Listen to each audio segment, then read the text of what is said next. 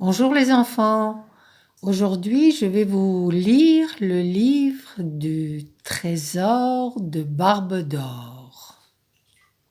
Alors, on va commencer. Voilà son bateau, le trésor de Barbe d'Or. Le pirate Barbe d'Or est le plus célèbre des chercheurs de trésors. Il sait déchiffrer les cartes comme personne. Les cales de son navire seront bientôt remplies d'or.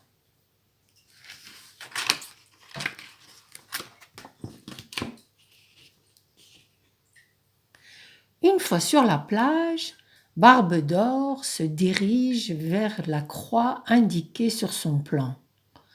Il compte 100 pas et il tombe sur un inconnu. Assis sur un gros tas de pierres précieuses. « Par les fesses de Neptune !» crie le pirate. « Qui es-tu ? Que fais-tu ici ?»« J'ai échoué sur cette île après un naufrage, » explique le jeune homme. « J'ai trouvé ce trésor par hasard et maintenant c'est mon trésor. » Barbe d'Or, fou de rage, tire un coup de pistolet en l'air, puis piétine son bicorne, mais il finit par se calmer. Car tous les pirates obéissent à cette loi. C'est le premier qui y est qui l'a.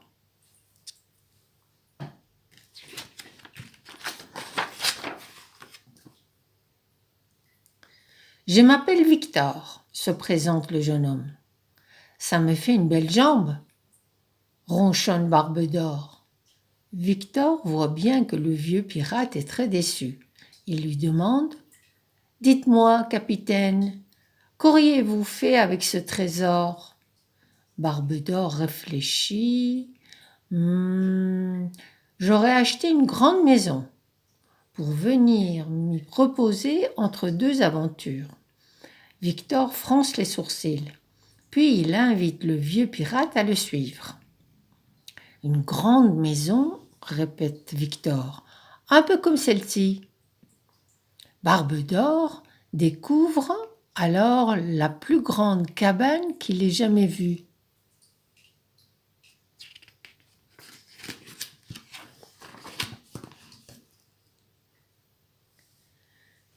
Victor fait entrer son invité chez lui. « Ça alors !» s'exclame Barbe d'Or. « Tous ces trucs, ces bidules, c'est toi qui les as fabriqués ?»« Eh oui, » répond Victor.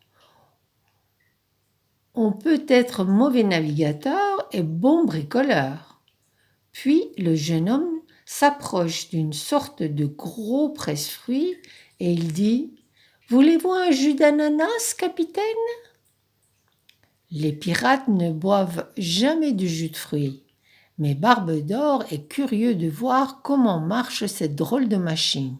Alors, il accepte. Victor actionne un levier et bientôt, une demi-coquille de noix de coco remplie de jus d'ananas atterrit dans la main du pirate ébahi. Oh, c'est là.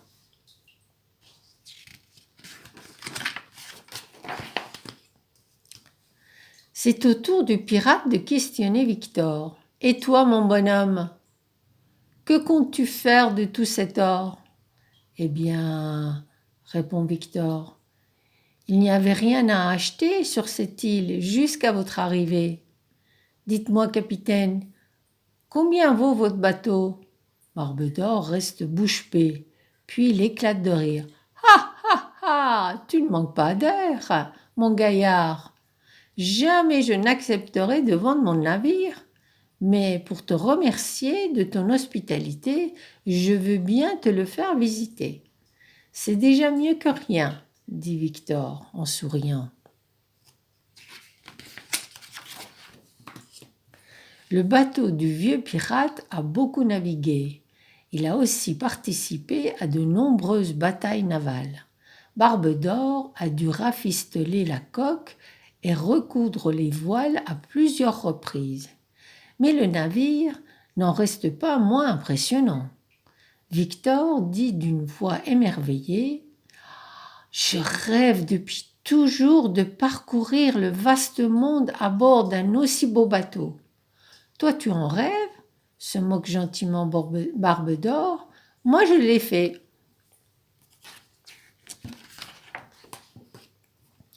En entrant dans la cabine du bateau, Victor est fasciné.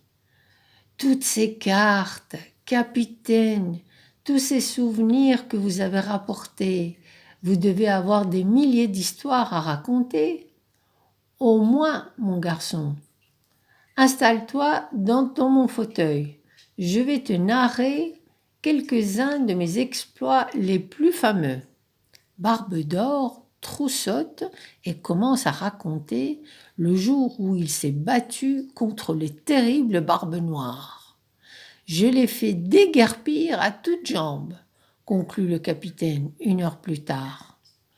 Nom d'un bulot, il n'en menait pas large. Sa barbe était même devenue blanche, tellement il avait eu peur. Quelle incroyable histoire, s'extasie Victor. Puis il ajoute: Et votre jambe, capitaine, comment l'avez-vous perdue? Je parie que c'était au cours d'un combat contre les soldats du roi. Pouf! Fait Barbe d'Or. Jamais un soldat du roi n'est parvenu à me causer le moindre égratignure. C'est un monstre marin qui a bouloté ma guibole. Tu vois cette énorme dent? C'est tout ce qu'il en reste. Je ne t'en dis pas plus, Moussaillon. Tu risquerais de faire des cauchemars. Voilà la dent. Au petit matin, Barbe d'Or et Victor sont de retour à la cabane pour y prendre le petit déjeuner. En sirotant un nectar de mangue, le vieux pirate dit: « Une idée m'est venue cette nuit. »« Tiens » s'exclame Victor. « À moi aussi. » « Mais vous d'abord, capitaine, je vous en prie. » Barbe d'Or continue. « Comme je te l'ai dit hier, je refuse de te vendre mon bateau. Mais si tu souhaites partir à l'aventure avec moi, à bord de mon vieux rafio, il y a bien assez de place pour deux. »« J'accepte votre offre avec joie, capitaine, » s'exclame Victor. Pour la première fois depuis très longtemps, Barbe d'Or sourit. Puis le vieux pirate demande: « Et toi, fiston, de quoi voulais-tu me parler? Que diriez-vous de venir profiter de ma cabane entre deux nouveaux exploits ?» propose Victor. « Ça ne vaudra jamais le confort du palais que vous auriez pu vous offrir avec le trésor, bien sûr, mais peut-être que cela pourrait vous suffire. » Alors, Barbe d'Or dit: « Un vrai pirate n'a que faire de trop de confort, et donc, marché conclu. » Le vieux capitaine et son nouveau compagnon ont levé l'ancre dès le lendemain, en se promettant de revenir bientôt à la cabane. Quant au trésor, eh bien, il est resté tout simplement sur la plage. Car il y a des choses qu'on n'achète pas, et l'amitié en fait partie. Et voilà.